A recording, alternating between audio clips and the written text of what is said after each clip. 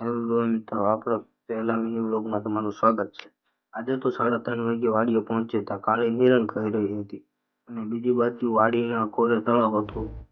ત્યાં મસ્તનો નજારો હતો.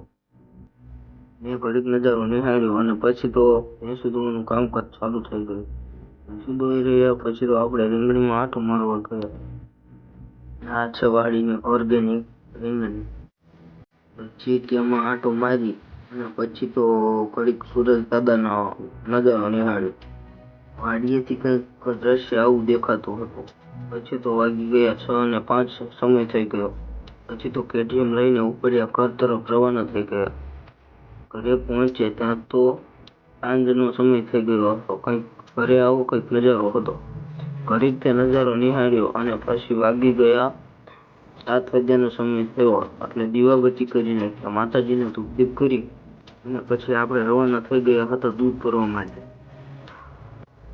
દૂધ ભરીને આપણે ઘરે પાછા પહોંચી ગયા. જો મિત્રો તમને અમારો વિડીયો ગમે તો અમારી ચેનલને લાઈક કરો.